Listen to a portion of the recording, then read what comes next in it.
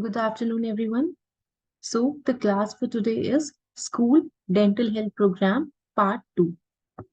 So, this is the lesson plan.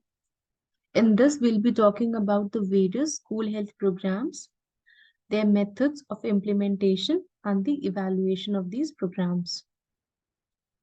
So, coming to the contents are introduction, some of the school dental health programs, WHO Global School Health Initiative, planning of school dental health program, Indian scenario, conclusion, and references. Introduction. Oral health is defined as a natural, functional, acceptable dentition which enables an individual to eat, speak, and socialize without active disease, discomfort, or embarrassment. And this definition was given by WHO, that is the World Health Organization. Poor oral health can have detrimental effect on children's performance in school and their success in later life.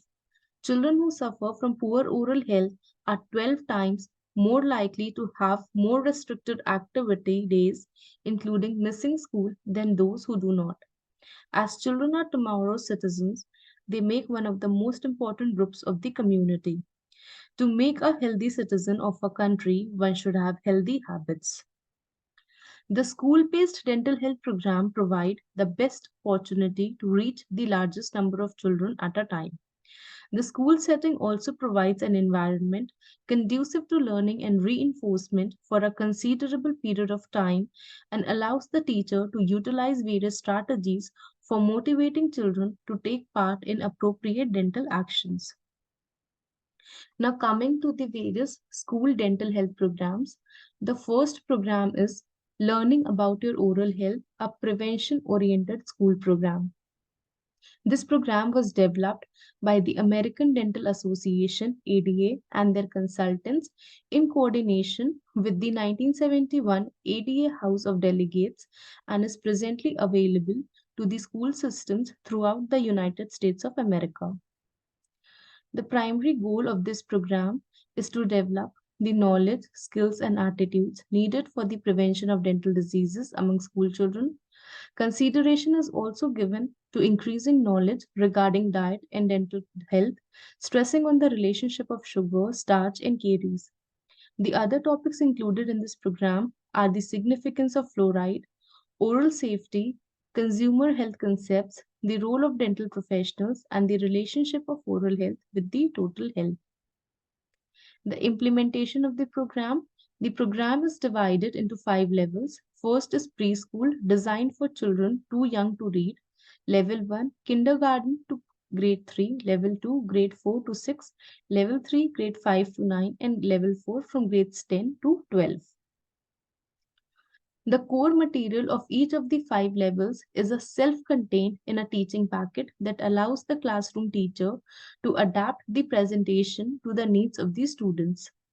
Each teaching packet includes a teacher's self-contained guide on dental health facts with a section on handicapped children, a glossary of dental health terms, a curriculum guide featuring content, goals, behavioral objectives, and suggested activities for other classes.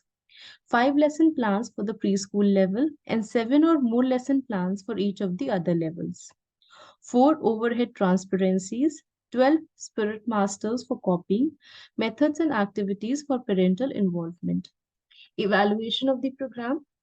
The behavioral objectives provide the basis for evaluating the effectiveness of the lessons at all levels, with the exception of level 1 and 2, which contains pre-test and post-test. Dr. Oliver L. Izzell conducted the evaluation for the effectiveness of this program in the year 1974.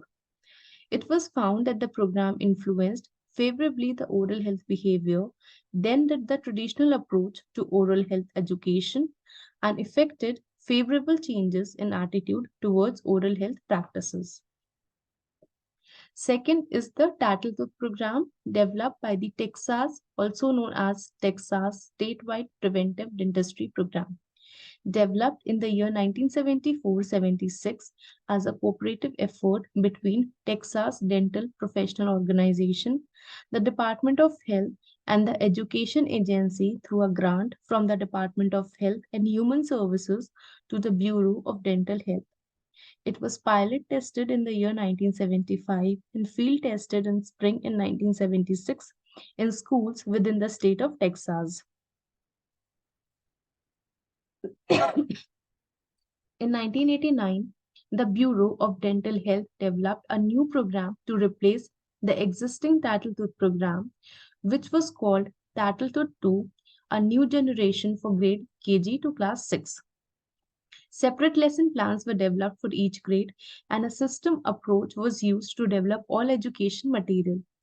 3 videotapes were produced as a part of the teacher training package. The first videotape familiarizes the teacher with the lesson format and content. A second videotape included brushing and flossing was developed for the dual purpose of the teacher training as an educational unit to be used by the teacher with the students. A third videotape provided teachers with additional background information as a means of preparing them to teach the lessons. The materials that were developed to aid in the implementation of the program consisted of a brochure that provided an overview of the program and a school nurse's brochure. Third is the ASCOP dental demonstration. ASCOP is a small farming community with a population mostly of Danish extraction in Minnesota. Initial surveys made in the year 1943 and 1946 showed a very high incidence of dental caries. Minnesota Health Department in 1949 to 57 supervised a demonstration of school dental health program in ASCOF including caries prevention and control, dental health education, and dental care. All accepted methods for caries prevention were used in demonstration with the exception of communal water fluoridation.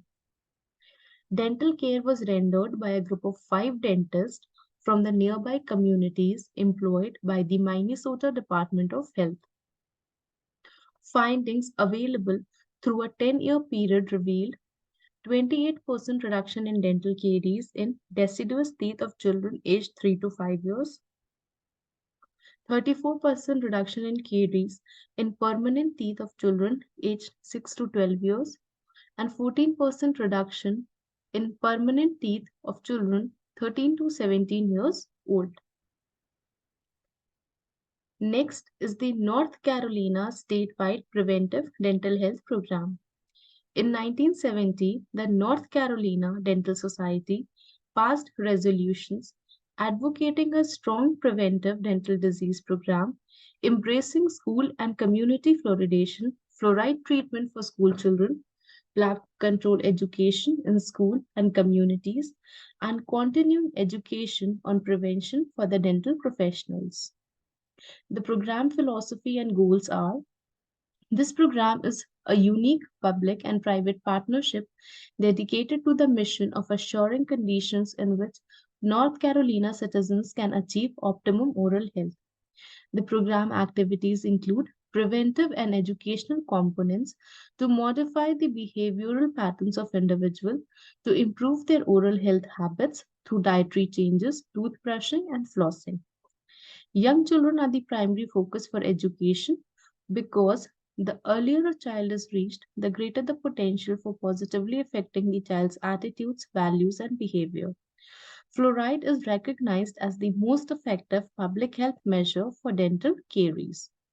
The objectives that will facilitate attainment of the goals include appropriate use of fluorides, health education in school and communities, and availability of public health dental staff in all countries.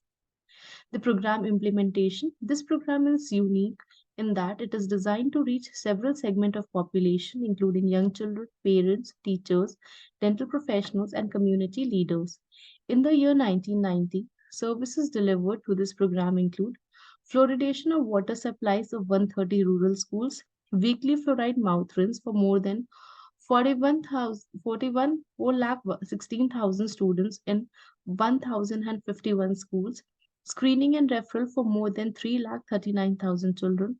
Dental health education was presented to 361,000 children and 42,000 adults, and more than 33,000 dental sealants were applied. Teachers are believed to be the key in educational program to improve their capability for teaching and reinforcement of sound dental services. They receive the pre-service, in-service, and follow-up training and consultation to cover dental health concepts, practices, oral hygiene skills, and integrate dental health into curriculum. Program evaluation. Evaluation has shown that it was 34% reduction in the DMFT index of the permanent teeth among children who had 8 years experience drinking fluoridated water in school, 53% reduction in DMFT of the permanent teeth among children who had 10 years experience in drinking water, and 86% reduction in caries after 4 years of sealant use on permanent teeth.